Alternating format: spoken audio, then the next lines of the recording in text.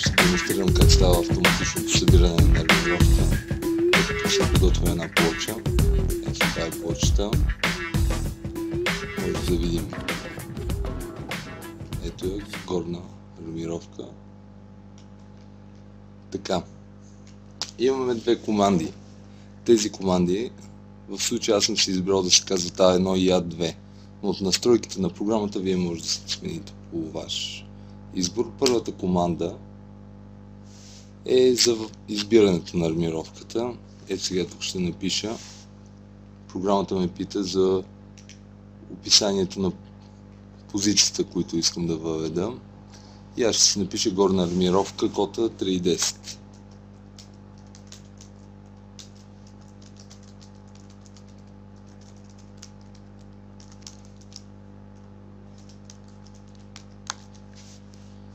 Натискам Enter и вече командата ме пита коя е армировката, която искам да избера.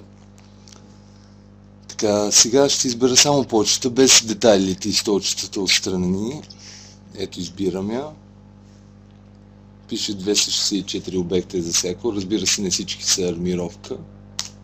Командата ще си филтрира това, което и трябва. Питаме за брой. В случая е едно. И натискаме Enter. Продължаваме с Enter. Така, следващото нещо, което ще въведем, е след тези детайли горе. Натискаме веднъж Enter, защото вече сме си въвели веднъж командата.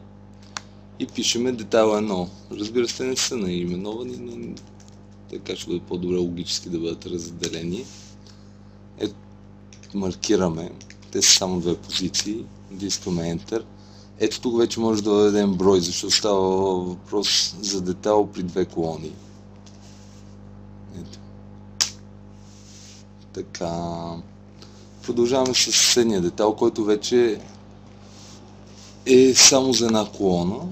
Него ще си го маркираме само веднъж с единична бройка. Избираме Enter, една бройка. Така. Сега отиваме и избираме столчетата. Пишеме столчета като описание. Избираме ги. Те си имат бройка, дължина. Така, следващото нещо, което ще въведем, това са отворите. Ето виждаме как са дадени. Това е типов детайл. В случай нямаме пълната армировка. Програмата, разбира се, няма как да отиде да преброи колко са отворите и какви са размерите. Затова ние ще въведем вече ръчно в самата програма. Сега идва ред на експортирането. Пишеме втората команда A2. Разбира се, може да си я преименувате. Запазваме временен файл с информацията, която сме събрали в AutoCAD. Ето, аз съм си харесал този файл.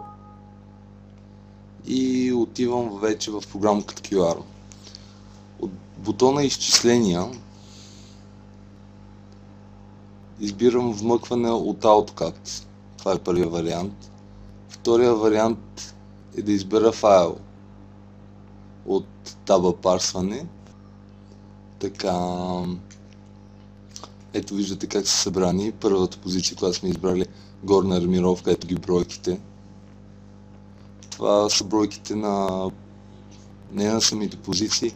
Примерно както в случай детайл 1 беше на две колони, ето тук вече имаме по два броя. Това ние сами сме си го решили. Ето.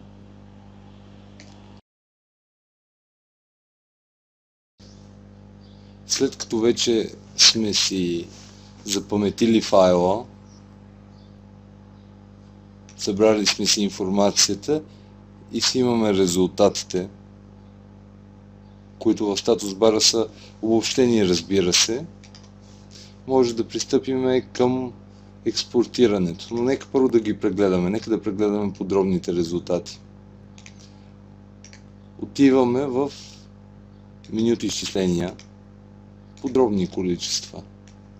Ето тук може да видим таблицата с разбивката на диаметри А1 и таблица с разбивките на диаметри А3.